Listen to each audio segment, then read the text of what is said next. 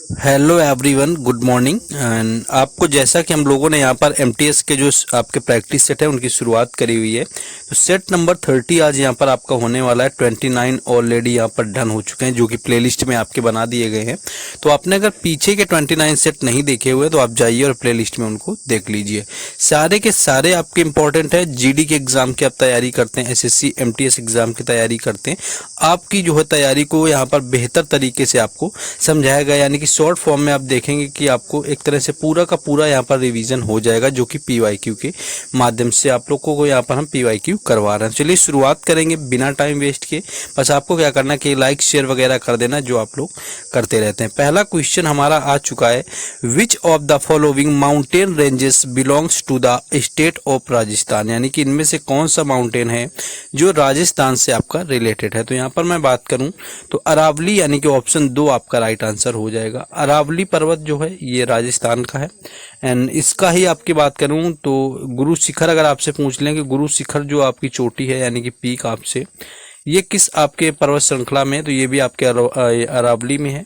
And Guru Shikhar में आपका एक दिलवाड़ा जैन मंदिर है। इससे भी क्वेश्चन पूछा जाता है कि दिलवाड़ा जो जैन मंदिर है वो किस शिखर पर बना हुआ है। तो दिलवाड़ा जैन मंदिर है, इसके शिखर की मैं बात करूं तो ये भी गुरु शिखर पर बना हुआ है। सतपुड़ा की अगर यहाँ पर बात करूं तो सतपुड़ा के यहाँ पर जो ऑप्शन पहले में आपका दिया हुआ, तो सतपुड़ा की जो पहाड़ियां हैं वो मध्य प्रदेश में है। विंध्या पर्वत की मैं बात करूं तो विंध्या आपका गुजरात में भी कुछ पार्ट आता है विंध्या पर्वत का, गुजरात के साथ साथ मध्य प्रदेश में भी आता है और उसके बाद में यूपी यानी कि उत्तर प्रदेश में भी आपका आता है। सहादी यानी कि इसको सह्याद्री बोलते हैं जो कि आपके केरल और कर्नाटक वगैरह में आता है। कुछ और आप पहाड़ियां याद रख सकते हैं, जैसे मैं सेवरॉय की बात करूं, आपसे अगर कोई पूछ ले कि सेवरॉय जो हिल्स हैं जो कि आपका पूछा भी गया है, तो सेवरॉय हिल्स की मैं बात करूं तो ये आपके तमिलनाडु में आते हैं। इलायची की पहाड़ियां जिनको हम कैरडम की पहाड़ियां बोलते हैं, तो इलायची की जो पहाड़ियां हैं इनकी मैं बात करूं तो ये हमारे केरल राज्य में आते हैं, तो इनको भी आपको याद रखना है। तो इतनी आपको पहाड़ियां वगैरह याद रखनी है जो कि आपसे माउंटेन रेंजेस से क्वेश्चन यहाँ पर बन जाते हैं। नेक्स्ट आगे क्वेश्चन है, लेकिन उससे पहले बता दें जो लोग नए जुड़े हुए हैं और बेहतर तरीके से एसएससी एमटीएस की तैयारी करना चाहते हैं तो यहाँ पर जीके के लिए आपको बेस्ट ई बुक आ चुकी है जो कि एसएससी एमटीएस 2022 और 2023 के सारे शिफ्टों को मिलाकर के उनकी पीडीएफ बनाई गई है, जिसमें कि आपको सारे क्वेश्चंस मिल जाएंगे विद एक्स्ट्रा फैक्ट सॉल्यूशन। जिसकी मैं लैंग्वेज की बात करूं तो हिंदी एंड इंग्लिश दोनों में है। और देखिए जीके का क्योंकि क्वेश्चन मोस्टली रिपीट होता है तो जो लोग ले चुके हैं ऑलरेडी पहले से जुड़े हुए हैं, जो लोग न्यू हो उनके लिए है। तो इससे आप क्या है कि आप कवर करेंगे तो 50% से ज्यादा तैयारी आपकी ई बुक से ही कवर हो जाती है जो कि क्वेश्चन पूछे जाएंगे। चार्ज इसका ओनली 45 रुपीज रखा गया है। दोनों साल की प्रीवियस ईयर जो आपकी ई बुक है इसमें मिल जाएगी, 2022 वाला जो एग्जाम हो और 2023 वाला। ये व्हाट्सएप नंबर दिया हुआ है जिस पर आपको कांटेक्ट करके परचेज कर लेना है, या कोई और एग्जाम है जिसकी आप तैयारी कर रहे हैं एसएससी के अंदर तो उसकी भी आप पीडीएफ यहाँ पर ले सकते हैं। नेक्स्ट अपने क्वेश्चन में हम वापस आ जाएंगे। नेक्स्ट क्वेश्चन है, which of the following music directors won the Oscar award in the year of 2009। यानी कि अगर आपने ये क्वेश्चन पहले देखा हो तो मैंने अलग अलग फॉर्मेट में करवाया था कि कौन सा यहाँ पर आपका संगीत निर्देशक यानी कि म्यूजिक डायरेक्टर है इंडिया का, या हम कहते हैं कि कौन सा पहला म्यूजिक डायरेक्टर है इंडिया को जिसको क्या है ऑस्कर अवार्ड मिला हुआ था। तो यहाँ पर ए आर रहमान हमारा राइट आंसर हो जाएगा। यानी कि ए आर रहमान को क्या है कि 2009 में मिला हुआ था क्या आपका ऑस्कर अवार्ड से सम्मानित किया गया। और ये किसके लिए मिला हुआ था मैं बात करूं तो स्लम डॉग मिलीनियर का आपने नाम सुन रखा होगा, तो स्लम डॉग मिलीनियर के लिए मिला हुआ था। जिसमें एक सॉन्ग की बात करूं, सॉन्ग था जय हो के नाम से, उसके लिए इनको मिला हुआ था। ये पहले संगीतकार यानी कि फर्स्ट इंडियन म्यूजिशियन थे ए आर रहमान जिनको मिला। लेकिन अगर फर्स्ट इंडियन की बात करी जाए कि फर्स्ट इंडियन में किसको मिला हुआ था, तो फर्स्ट इंडियन में थे भानु अथैया, जिनको गांधी मूवी के कॉस्ट्यूम डिजाइनिंग के लिए मिला हुआ था भानु अथैया को। ये चीज भी याद रखना है। तो ये आपको यहाँ पर आ गया कि यहाँ पर मिला हुआ था जय हो के लिए। और इसी सॉन्ग के लिए क्या है कि जय हो जिस सॉन्ग के लिए गाने के लिए क्या है कि मिला हुआ था ए आर रहमान को, और इस सॉन्ग को लिखा हुआ था गुलजार ने। ये सॉन्ग लिखा गया था गुलजार के द्वारा, और गुलजार को भी 2009 में ऑस्कर अवार्ड मिला हुआ था क्योंकि इन्होंने ये सॉन्ग लिखा हुआ था। सेम इसी सॉन्ग के लिए प्लेबैक सिंगिंग के लिए ए आर रहमान को एंड राइटिंग के लिए मिला हुआ था गुलजार को। और गुलजार का कई बार पूरा नाम भी पूछ लेते हैं जो कि संपूर्ण सिंह कालरा होता है, ये याद रखना है कि ए आर रहमान का जो पूरा नाम है वो है संपूर्ण सिंह कालरा, ये नाम भी इनका कई बार एग्जाम में पूछा गया। तो इतनी चीजें आपको यहाँ पर याद रखनी। पहला मैंने आपको बता दिया कि फर्स्ट इंडियन कौन थे जिनको मिला, वो भानु अथैया के बारे में था, और फर्स्ट म्यूजिशियन जो इंडिया के थे वो थे ए आर रहमान। तो इतनी चीजें आपको याद रखनी है। नेक्स्ट क्वेश्चन है, when cross borders economic activities and depreciation of an economy are considered, the overall assessment is known as, यानी कि जो ओवरऑल हमारा असेसमेंट होता है, आर्थिक जो व्यवस्था होती है यानी कि आर्थिक गतिविधियों और मूल्य आवास पर आपका विचार किया जाता है, तो उस समय का जो आकलन होता है किसी अर्थव्यवस्था का वो हमारा जीएनपी कहलाता है, यानी कि जीएनपी यहाँ पर आपका राइट आंसर हो जाएगा। एक दिन क्वेश्चन आपका ये पूछा गया था कि किसी जो देश होता है यानी कि हमारा, उसके सभी जो सीमाओं के अंदर जो चीज़ों की उत्पादन होता है यानी कि उत्पत्ति करी जाती है, प्रोडक्शन होता है यहाँ पर प्रोडक्ट का, वो आपका क्या कहलाता है, तो वो आपका जीडीपी था यानी ग्रॉस डोमेस्टिक प्रोडक्ट रहा हुआ था। तो इस टाइप के क्वेश्चन आपको याद रखना है क्योंकि यही नंबर अच्छे से दिलाते हैं एग्जाम के अंदर। नेक्स्ट क्वेश्चन है, famous folk dance Domar Singh Kunwar who has dedicated his life to the preserving the tradition of dance for more than 5 decades was honored with the title Padma Shri 2023, यानी कि 2023 में क्या है पद्म श्री दिया गया। और ये पद्म श्री किसको दिया गया, तो ये दिया गया था डोमर सिंह कुंवर को। तो ये पूछा है कि जो डोमर सिंह कुंवर है इनका जो संबंध है यानी कि रिलेशन है वो किस डांस से है। यहाँ पर तो मैं बात करूं तो यहाँ पर नाट्य नाचा राइट आंसर हो जाएगा, जिससे कि डोमर कुंवर सिंह का रिलेशन है एंड डोमर सिंह कुंवर जो थे इनका रिलेशन तो है। और आपको क्या याद रखना है कि इनको दिया गया था 2023 के अंदर पद्म श्री। बाकी जो आपका नाम जैसे डांस आपका सुआ दिया हुआ है, ये भी देख, हाँ ये आपका अगर ये पूछ ले है किस राज्य का, तो ये छत्तीसगढ़ राज्य का, ये चीज याद रखना है। ये छत्तीसगढ़ आपका स्टेट से रिलेटेड है। राउत नाचा भी आपका छत्तीसगढ़ का ही होता है एंड सुआ भी आपका छत्तीसगढ़ का होता है, और पंडवानी भी आपका छत्तीसगढ़ से होता है। लेकिन एक पंडवानी से आपका नाम काफी पूछा जाता है जो कि होता है तीजन बाई का, क्योंकि तीजन बाई जो आपकी कलाकार हैं वो पंडवानी डांस से रिलेटेड है। और इनका मोस्टली पूछ लिया जाता है कि तीजन बाई किस आपके डांस से रिलेटेड है, तो तीजन बाई का भी आप लोग को याद रखना है। तो तीजन बाई पंडवानी से रिलेटेड है। बाकी जो डोमार सिंह कुंवर है वो यहाँ पर नाट्य नाचा से रिलेटेड है। और सारे के सारे जो यहाँ पर लिखे हुए डांस आपके ये कहाँ के हैं, छत्तीसगढ़ के हैं। नेक्स्ट क्वेश्चन आ चुका है हमारा, Which flag was adopted by the Indian National Congress in 1931? देखिए फ्लैग से रिलेटेड मैंने ऑलरेडी कल एक क्वेश्चन आपको करवाया था। यहाँ पर ये पूछा कि 1931 में कौन सा आपका फ्लैग अडॉप्ट किया गया था इंडियन नेशनल कांग्रेस के द्वारा।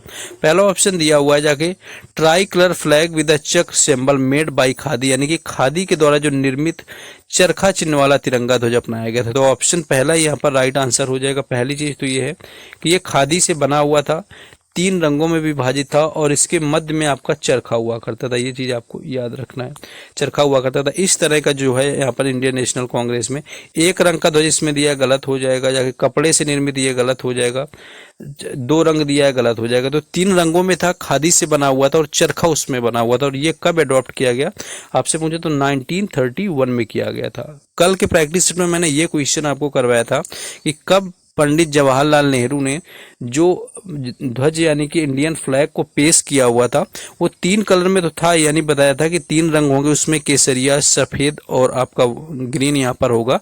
एंड उसके साथ साथ ये भी बताया था कि उसमें चक्र होगा आपका, यानी कि चरखा ना होकर के उसमें चक्र यहाँ पर होगा। ये चीज आपको याद रखना है। तो ये कब रखा गया था, तो ये 1947 में। तो क्वेश्चन ये बन सकता है कि जो इंडियन नेशनल हमारा फ्लैग था उसमें क्या है कि जो इंडियन नेशनल फ्लैग में चरखे को हटा करके जो हमारा चक्र है यानी कि व्हील है वो कब लाया गया था, तो वो लाया गया था 1947 में। और उस 1947 यानी कि उस पूरे जो यानी कि 3:2 में हमारा तिरंगा होता है। ये याद रखना, अगर आपसे लंबाई और चौड़ाई पूछे तो 3:2 आपका यहाँ पर हो जाएगा, यानी कि 3 आपका रेशियो यहाँ पर जो अनुपात 2 हो जाएगा। लेकिन चौड़ाई से लंबाई अगर आपका दे दे तो 2 आपका यहाँ पर 2:3 में हो जाएगा। याद रखना है कि आपसे पूछा है, लंबाई 3 की रेशियो में होती है, चौड़ाई 2 की रेशियो में होती है। ये चीज आपको याद रखना है। नेक्स्ट क्वेश्चन है, नेक्स्ट क्वेश्चन है on which date is national sport day celebrated in India, यानी कि जो भारतीय राष्ट्रीय खेल है वो किस डेट में मनाया जाता है। तो 29 अगस्त इसका राइट आंसर हो जाएगा जब इसको मनाते हैं। और ये मनाया किसके जन्म दिवस पर जाता है, तो मेजर ध्यानचंद के जन्म दिवस पर मनाया जाता है। अगर मैं पूछूं तो मेजर ध्यानचंद है जिनके जन्म दिवस पर इसकी शुरुआत करी गई थी मनाने की। और शुरुआत किस वर्ष करी गई थी ये भी क्वेश्चन आपका पूछा गया, CHSL में भी पूछा गया दिल्ली पुलिस में, कि जो मेजर ध्यानचंद है ये किस वर्ष मनाना शुरू किया गया था। तो 2012 में इसकी शुरुआत करी गई थी। एंड मेजर ध्यानचंद की जो बायोग्राफी है उसका नाम है गोल, यानी कि गोल के नाम से इन्होंने ऑटोबायोग्राफी लिखी हुई है। और हॉकी के जादूगर की मैं बात करूं कि हॉकी के जादूगर कौन कहे जाते हैं, तो हॉकी के जो जादूगर हैं ये इनको सब टाइटल यानी कि आपका उपनाम दिया गया है, यानी कि किसको दिया गया है, मेजर ध्यानचंद को। ऑटोबायोग्राफी इनकी गोल नाम से, और खेल दिवस इनके जन्म दिवस पर मनाते हैं जो कि 2012 से शुरू हुआ था। नेक्स्ट क्वेश्चन है, नेक्स्ट क्वेश्चन है Who among the following Indian playback singers received Padam Shri in 2009 and Padam Bhushan in 2016, यानी कि कौन सा प्लेबैक सिंगर है जिसको 2009 के अंदर पद्म श्री मिलता है एंड 2016 में क्या है आपका पद्म भूषण मिलता है। तो ऑप्शन की मैं बात करूं तो उदित नारायण झा जो है यहाँ पर राइट आंसर हो जाएगा जिसको ये मिलता है। और क्या याद रख सकते हैं आपका, देखिए ये आपको याद रखिए कि उदित नारायण जो है इनको 2009 में क्या हुआ, मिला हुआ था हमारा, तो 2009 में पद्मश्री मिला हुआ था। और उसके साथ साथ इनको मिला हुआ था जाकर के 2016 में आपका पद्म भूषण। और इसके साथ जो इनको अवार्ड मिले हुए हैं, पहली चीज तो ये याद रखिए कि 5 जो है इनको फिल्म फेयर अवार्ड मिले, यानी कि फिल्म फेयर अवार्ड कितने मिले हैं, तो 5 मिले हैं। और 4 नेशनल अवार्ड यानी कि राष्ट्रीय जो आपके अवार्ड है यानी कि राष्ट्रीय पुरस्कार है वो 4 बार उदित नारायण को मिल चुके हैं। एक क्वेश्चन जो है सिंगर्स वगैरह से यहाँ पर ये बन जाता है कि कौन सा ऐसा सिंगर है यानी कि इंडियन सिंगर है जो कि एक दिन में सबसे ज्यादा यानी कि मोस्टली यानी कि मोस्ट सॉन्ग यानी कि मैक्सिमम सॉन्ग जिसने एक दिन के अंदर गाए, उस सिंगर का क्या नाम है। ये भी क्वेश्चन पूछा गया है कई बार कि सबसे ज्यादा एक दिन में गाने रिकॉर्ड करने वाला जो गायक है या सिंगर है वो कौन है। तो उसका राइट आंसर हो जाता है कुमार सानू, यानी कि जो कुमार सानू है इसका राइट आंसर हो जाता है। यानी कि जो कुमार सानू थे इन्होंने एक दिन में 28 गाने यानी कि 28 सॉन्ग रिकॉर्ड किए हुए थे 1993 में। और ये जो रिकॉर्ड है इनका Guinness book of world record में भी शामिल किया गया था। ये चीज याद रखना है। तो यहाँ पर एक दिन पूछा गया सबसे ज्यादा गाने जो है एक दिन में रिकॉर्ड किए कुमार सानू ने। और इनको 1990 यानी कि 1990 से लेकर के 94 तक यानी कि 1990 से लेकर के 1994 तक 5 सालों तक लगातार फिल्म फेयर अवार्ड मिला हुआ है। ये चीज भी यहाँ पर याद रखनी। नेक्स्ट क्वेश्चन आगे है, नेक्स्ट क्वेश्चन हमारा आगे आ चुका है। Who among the following was the founding member of Sri Sai Nataraj Academy of Kuchipudi which provides training and higher education in Kuchipudi, यानी कि कुचिपुड़ी के बारे में उच्च शिक्षा लेनी हो तो उसके लिए जो एकेडमी यहाँ पर अकादमी बनाई गई आपकी श्री साई नटराज अकादमी, उसको फाउंडर यानी कि वो बनाया किसने था, उसके फाउंडर कौन थे। तो फाउंडर की मैं बात करूँ तो P Rama Devi right answer हो जाएगी, जो कि श्री साई जो यहाँ पर नटराज अकादमी है उसकी संस्थापक यानी कि फाउंडर रही हुई थी, जो कि कुचिपुड़ी डांस से रिलेटेड है। और कुचिपुड़ी डांस आपको ऑलरेडी पता है कि आंध्र प्रदेश से यहाँ पर रिलेटेड है, तो ये चीज याद रखना। और किस वर्ष, अगर आपसे कभी वर्ष पूछ लिया जाए कि किस वर्ष ये बनाई गई थी एकेडमी, तो 1989 में ये एकेडमी बनी। और ये एकेडमी बनी कहाँ पर थी, अगर आपसे जगह पूछ लिया जाए तो हैदराबाद में स्थापित करी गई थी। ये चीज भी आपको याद रखना है। हैदराबाद में 1989 में श्री साई नटराज एकेडमी क्या होती है, बनाई जाती है, जो कि कुचिपुड़ी से रिलेटेड थी। और फाउंडर थे इसकी जो थी वो थी पी रमा देवी। तो ये चीज आपको याद रखना है। नेक्स्ट क्वेश्चन आगे आ गया हमारा। नेक्स्ट क्वेश्चन आ चुका है, निम्नलिखित में से कौन सी जो है रिवॉल्यूशन 2022 यानी कि जो आपका राइटर है, who is the writer of the following in the book जो आपकी दी हुई है रिवॉल्यूशन 2022 यानी कि 2020 जो है आपकी रिवॉल्यूशन, इस बुक के ऑथर कौन है इनमें से। देखिए ऑप्शन की मैं यहाँ पर बात करूँ चेतन भगत राइट आंसर हो जाएगा, जो कि रिवॉल्यूशन 2020 के यहाँ पर आपके राइटर हैं। और भी कुछ बुक मैंने आपको चेतन भगत की ऑलरेडी बता रखी हैं। एक तो मैंने एक दिन एक बुक बताई हुई थी टू स्टेट के नाम से, टू स्टेट भी आपको याद रखना है। टू स्टेट के बाद मैंने एक बुक आपको बताई थी हाफ गर्लफ्रेंड, भी आपको याद रखना है क्योंकि हाफ गर्लफ्रेंड भी इनकी है। एक मैंने आपको बताई थी 5 पॉइंट समवन जिस पर 3 इडियट मूवी बनी हुई है। तो 5 पॉइंट समवन जो है ये भी किसकी है, ये भी चेतन भगत की, इसको भी याद रखना है। इनकी एक और बुक थी वो थी 3 मिस्टेक्स ऑफ माई लाइफ, ये भी इनकी बुक काफ़ी पूछी जाती है कि 3 मिस्टेक्स ऑफ माई लाइफ, ये भी चेतन भगत की है। तो ये सारी चेतन भगत की वो बुक्स हैं जो कि लगातार एग्जाम में पूछी जाती है और मैंने आपको करवा दी हैं यहाँ पर। नेक्स्ट क्वेश्चन आगे है, नेक्स्ट है कि which of the following is the pair of represent two scalar quantity, यानी कि स्केलर क्वांटिटी आपसे पूछी हुई है, अदिश राशियां कौन सी होती है। देखिए अदिश राशियां वो होती हैं जिसमें कि आपका डायरेक्शन यानी कि दिशा नहीं दिया होता, और सदिश राशियां होती हैं जिसमें कि दिशा और आपका जो है परिमाण दोनों दिया होता है, तो वो आपकी सदिश होती है। तो यहाँ पर अदिश की मैं बात करूं तो दूरी और चाल जो है आपकी ये क्या है, ये आपकी अदिश यानी कि स्केलर क्वांटिटी हो जाएंगी। बाकी सारी क्या है आपकी, ये आपकी वेक्टर क्वांटिटी है, लीनियर मोमेंटम हो गया, एक्सीलरेशन हो गया, ये क्या है, ये वेक्टर क्वांटिटी है, आपकी सदिश राशियां हैं। और जैसे कि आपका यहाँ पर दूरी और चाल मैंने आपको अदिश बताया, लेकिन यहीं पर वेग आपका हो जाएगा, और विस्थापन, वेग और विस्थापन पूछा जाएगा तो वो भी आपका सदिश हो जाएगा। तो ये चीज आपको याद रखना है, ये रट भी लेना है, कोई वैसी बड़ी चीज नहीं है, तो इसको नॉर्मल सी चीज है। नेक्स्ट क्वेश्चन है, Which state in India is ranked 4th according to the NITI Aayog first multi dimensional poverty index MPI, यानी कि जो MPI आया हुआ था, यानी कि नीति आयोग ने MPI शुरू किया, यानी कि इसको बोलते हैं मल्टी डायमेंशनल पॉवर्टी इंडेक्स, जिसको हम MPI से करते हैं। इसमें क्या करते हैं कि ये गरीबी सूचकांक होता है, यानी कि बहुआयामी, इसको क्या बोलते हैं, बहुआयामी गरीबी सूचकांक, जिसकी 2021 में पहली बार ये हमारा आपका शुरू किया गया, इम्प्लीमेंट हुआ। एंड इसकी जो रिपोर्ट आई तो इसमें चौथा जो स्टेट था, यानी 4th नंबर पर कौन सबसे आपका गरीब स्टेट यहाँ पर बताएगा, तो मध्य प्रदेश इसका राइट आंसर हो जाएगा, जो कि 4 नंबर पर आता है। फर्स्ट नंबर पर मैं बात करूं, फर्स्ट नंबर पर कौन होगा, तो फर्स्ट में आपका बिहार आता है। सेकेंड की मैं बात करूं तो सेकेंड नंबर पर आपका झारखंड आता है। एंड तीसरे नंबर यानी कि थर्ड नंबर पर आपका उत्तर प्रदेश आता है, यानी पहले में आपका आता है बिहार, दूसरे में झारखंड और तीसरे में आपका उत्तर प्रदेश आता है, और चौथे में मध्य प्रदेश, जो कि क्वेश्चन में आपसे पूछा गया। नेक्स्ट क्वेश्चन है,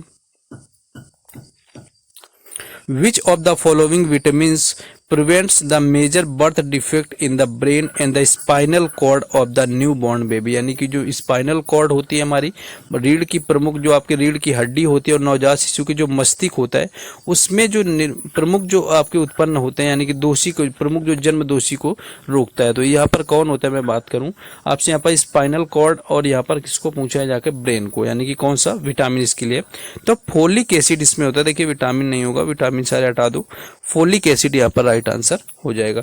बाकी विटामिन तो आपको ऑलरेडी पता होंगे कि ये आपको, जैसे विटामिन ए होता है, इससे आपका नाइट ब्लाइंडनेस हो जाता है, जिसको हम रतौंधी जानते हैं। विटामिन सी हमारा स्कर्वी रोग हो जाता है। एंड विटामिन ई क्या होता है, विटामिन ई का जैसे नाम तो मैं बात करूं टेकोफेरोल होता है, ये चीज याद रखना है। एंड विटामिन से एक और चीज आप लोग याद रखिएगा कि विटामिन जो ई होता है ये क्या होता है, जिसको हम इनफर्टिलिटी बोलते हैं, इनफर्टिलिटी के लिए भी रिस्पॉन्सिबल है, यानी कि जो बांझपन होता है उसके लिए जिम्मेदार जो है वो विटामिन ए है, ई आपका है यहाँ पर, ये कई बार पूछा गया। तो इनफर्टिलिटी यानी कि बांझपन के लिए विटामिन ई, ये क्वेश्चन पूछा गया। नेक्स्ट क्वेश्चन है, which festival brings out the mixed rich culture of Chhattisgarh and Orissa, इनमें से यानी कि कौन सा है जो छत्तीसगढ़ पे भी हमारा सेलिब्रेट होता है, और उसके बाद कहाँ पर सेलिब्रेट होता है, तो वो हमारा होता है जाकर के उड़ीसा में। तो बस्तर गोचा इसका राइट आंसर यहाँ पर हो जाएगा, जो कि उड़ीसा में भी होता है, और कहाँ पर हमारा होता है, छत्तीसगढ़ में। बस्तर से याद आया कि आपको बस्तर दशहरा याद रखना है, कई बार पूछते हैं कि बस्तर जो दशहरा है वो कहाँ पर मनाते हैं, तो बस्तर दशहरा जो है ये कहाँ पर मनाते हैं, ये मनाया जाता है जाकर के हमारे छत्तीसगढ़ राज्य में। और मैसूर दशहरा की मैं बात कर लूँ, मैसूर दशहरा तो ये कहाँ पर मनाते हैं, तो ये कर्नाटक स्टेट में मनाते हैं। कुल्लू दशहरा की मैं बात करूं तो कुल्लू दशहरा मनाया जाता है हिमाचल प्रदेश में, तो ये चीज आपको याद रखनी है। बाकी यहाँ पर मैं बात करूं, जैसे रथ यात्रा आपका दिया हुआ है, ये केवल किस राज्य से रिलेटेड, तो ये आपका केवल उड़ीसा से है।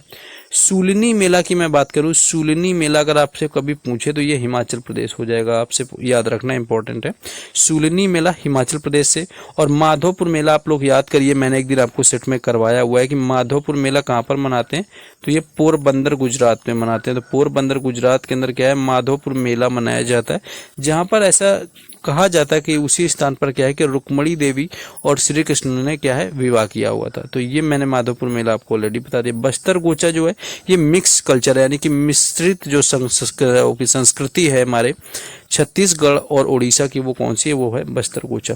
देखिए हर अपडेट के लिए टेलीग्राम चैनल और व्हाट्सएप ग्रुप से जुड़ जाइए, जिनके लिंक आपको डिस्क्रिप्शन में दिए गए हैं, तो उससे आपको जरूर जुड़ जाना है, तो वहाँ पर हर अपडेट मिलता रहेगा। नेक्स्ट क्वेश्चन आपका है, what is the name of the scheme launch by the government of India for the financial inclusion of state vendors whose anniversary celebration was held from 9 July to 31 July on 2022। मैं इसको simple language में आपको समझाता हूँ question क्या कहना चाह रहा है।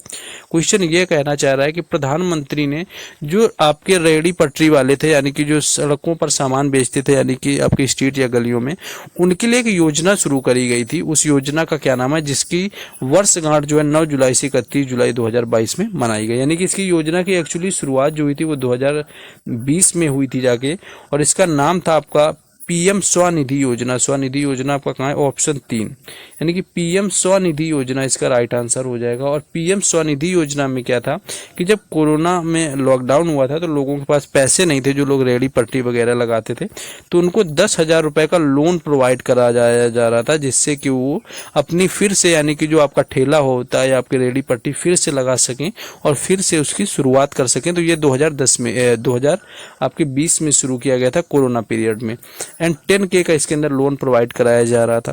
तो ये आपसे पूछा है, तो ये थी हमारी पीएम स्वनिधि योजना। कुछ योजनाएं आपको परमानेंट याद रखनी जो आपसे पूछी जाती हैं, जैसे कि मैं जनधन की बात करूं तो जनधन योजना की जो शुरुआत हुई थी वो 2014 में हुई थी, कई बार पूछा गया है।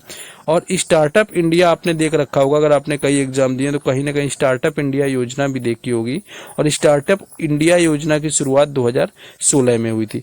आयुष्मान जो भारत की योजना थी मेडिकल कार्ड बनाने की, वो 2017 में झारखंड से हुई थी। तो इतने आपको याद रखना है। नेक्स्ट क्वेश्चन है, Tamil Nadu set a national record in men's long jump at the second AAFI national jump competition in मार्च 2023। यानी कि तमिलनाडु ने क्या किया कि मार्च 2023 में दूसरी बार जो है यहाँ पर AAFI राष्ट्रीय कूद प्रतियोगिता में पुरुष की लंबी कूद में राष्ट्रीय रिकॉर्ड बना लिया, यानी कि नेशनल रिकॉर्ड यहाँ पर बना लिया है। तो देखिए ये किसने बनाया, तो ये बनाया जेसविन एल्ड्रिन ने, यानी कि जो एल्ड्रिन थे, जेसविन एल्ड्रिन के द्वारा क्या है ये बनाया गया था रिकॉर्ड। और ये लंबी कूद प्रतियोगिता में था, ये चीज भी याद रखना है। और लंबी कूद प्रतियोगिता में जब ये बनाया गया तो कितने रिकॉर्ड बनाया, तो आपको याद रखना है कितनी दूर कूदे हुए थे, तो 8.42 मीटर जो है ये कूदे हुए थे। ये चीज याद रखना है, 8.42 मीटर कूदे हुए थे। तो ये चीज याद रखना, तमिलनाडु में रिकॉर्ड तभी यहाँ पर बना हुआ था। नेक्स्ट क्वेश्चन है, which of the following represent a disposal आपका इनकम, यानी कि जो प्रयोज्य आय है वो आपकी क्या है, तो प्रयोज्य आय जो यहाँ पर मैं बात करूं तो प्रयोज्य जो आपके आय होती है क्या है कि करों और अन्य कटौतियों से पहले व्यक्ति और परिवारों द्वारा अर्जित कुल आय। प्रायोज्य क्या होता है कि आपके जब टैक्सेस वगैरह नहीं करते, मान लीजिए टैक्स वगैरह आपके नहीं करते, उसके पहले जो किसी फैमिली के द्वारा इनकम जनरेट करी जाती है या अर्न करी जाती है, वो हमारी कौन सी कहलाती है, यानी कि डिस्पोजेबल यहाँ पर इनकम कहलाती है। यानी कि earn by the individuals, total income earn by individual and families before taxes and other deductions, यानी कोई भी डिडक्शन उसके अंदर ना हो, कोई कटौती ना हो, कोई टैक्स ना जाए, तो वो जो हमारी आय होती है वो कौन सी होती है, वो डिस्पोजेबल होती है, जिसको प्रायोज्य बोलते हैं। ये क्वेश्चन इस तरह से होते हैं, डायरेक्ट आपके एग्जाम में मिलेंगे, आप लोग टिक कर देंगे। लोग इतने बड़े ऑप्शन और क्वेश्चन को देकर के उसको स्किप कर देंगे, तो जो लोग ये क्वेश्चन अटेम्प्ट करेंगे कहीं ना कहीं उनका स्कोर आपसे ज्यादा बेहतर हो जाएगा। नेक्स्ट क्वेश्चन आगे है, नेक्स्ट क्वेश्चन है, according to the national multidimensional poverty index 2021 which state has the lowest percentage of multidimensionally poor population. देखिए ऑलरेडी मैंने MPI से रिलेटेड बताया हुआ है कि कौन सा स्टेट कौन से नंबर पर आता है। यहाँ पर पूछा कि सबसे कम गरीबी किसमें, मैंने सबसे ज्यादा आपको बताई थी बिहार में, दूसरे नंबर पर झारखंड, तीसरे में उत्तर प्रदेश और चौथे में क्या है हमारा मध्य प्रदेश है। यहाँ पर आपसे सबसे कम पूछा हुआ है तो केरल इसका राइट आंसर हो जाएगा। आप ऐसे सोचिए कि केरल के लोग सबसे ज्यादा पढ़े लिखे हैं, यानी लिटरेसी जो हमारी साक्षरता दर है वो सबसे ज्यादा है केरल की, तो वहां पर जो है गरीबी सबसे कम देखने को मिलेगी, तो केरल इसका राइट आंसर हो जाएगा। नेक्स्ट क्वेश्चन है, नेक्स्ट है कि on the arrival of spring village dances the melodious singing of Bagurumba, यानी कि बगुरम्बा गायन कौन से गांव में होता है। देखिए यहाँ पर अगर आप आसानी से देखेंगे तो आप यहाँ पर कर सकते हैं, लेकिन बगुरम्बा से मान लीजिए आपको पता है कि बगुरम्बा असम में मनाया जाता है, लेकिन यहाँ पर तो आपसे गांव पूछ लिए तो आपको खासी तो हटा दीजिए, क्योंकि खासी और गारो ये किसी स्टेट के हैं। ये खासी और गारो ये दोनों के दोनों कहाँ के हैं, मेघालय के। आपको पता होगा खासी गारो हिल्स कहाँ पर है, मेघालय में। बोडो आपकी जनजाति कहाँ पर होती है जाकर के, असम में। तो बोडो इसका राइट आंसर हो जाएगा, यानी बोडो गांव के अंदर बगुरम्बा मनाया जाता है बसंत ऋतु में, यानी कि स्प्रिंग सीजन में। और आपसे ये पूछ ले कार्बी, देखिए दूसरा ऑप्शन भी कार्बी लिखा हुआ है, और कार्बी भी एक आपकी ट्राइब है, यानी कि जनजाति है जो कि असम राज्य में आपकी रहती है। तो कार्बी और बोडो दोनों असम राज्य की हैं। आपका गारो और खासी मेघालय के। तो बोडो क्या होता है, बोडो जो विलेज है वहां पर स्प्रिंग अराइवल पर क्या होता है, वहां पर बगुरम्बा डांस वो लोग करते हैं। नेक्स्ट क्वेश्चन है When was the defence of India act implemented, यानी कि जो भारतीय रक्षा अधिनियम है वो किस वर्ष आया हुआ था। तो भारतीय रक्षा अधिनियम की बात करें तो 1915, यानी कि 1915 आपका राइट आंसर हो जाएगा। 1915 में आया हुआ था। एंड वायसराय, अगर कभी पूछे कि वायसराय कौन थे इसके समय पर, यहाँ पर जब हमारा इंडिया ये जो आपका एक्ट आया हुआ था, डिफेंस ऑफ इंडिया एक्ट आया हुआ था, तो इस समय जो वायसराय थे वो थे हार्डिंग। ये चीज़ याद रखना है, ये भी इंपॉर्टेंट बनेगा। हार्डिंग वायसराय थे जब ये एक्ट आया हुआ था, तो हार्डिंग इसका हो जाएगा। नेक्स्ट आपका क्वेश्चन ये आपका ये मत सोचना कि who was the are first prime minister. देखिए फर्स्ट प्राइम मिनिस्टर क्वेश्चन बड़ा आसान सा लग रहा होगा, लेकिन एमटीएस एग्जाम में पूछा गया था 2023 के अंदर। तो इसका ऑप्शन आप लोग कमेंट में बताइए एंड लाइक कमेंट वगैरह करिए, जिससे कि हमें थोड़ा मोटिवेशन मिले। टेलीग्राम चैनल और व्हाट्सएप ग्रुप के लिंक डिस्क्रिप्शन में दिए गए हैं, then go and must join them. And बाकी अपडेट आपको टेलीग्राम चैनल व्हाट्सएप ग्रुप पर मिलते ही हैं, मैंने आपको बता दिया है। और लगातार वीडियोज आते रहेंगे। 30 वीडियोज यहाँ पर मैंने डन कर दिए और 30 वीडियोज यहाँ पर डन हो चुके हैं। तो 30 वीडियोज जो लोग देख चुके हैं वो लोग बताएंगे कैसा क्या रिस्पॉन्स है, क्या कुछ उनको इम्प्रूव आ रहा है। अब आप लोग क्या है कि मॉक टेस्ट देना शुरू करिए एमटीएस के, तो बाकी आपको वहाँ पर समझ में आएगा कि इम्पोर्टेंस इसकी कितनी है। चलिए बाकी मिलते हैं नेक्स्ट वीडियो में। जय हिंद।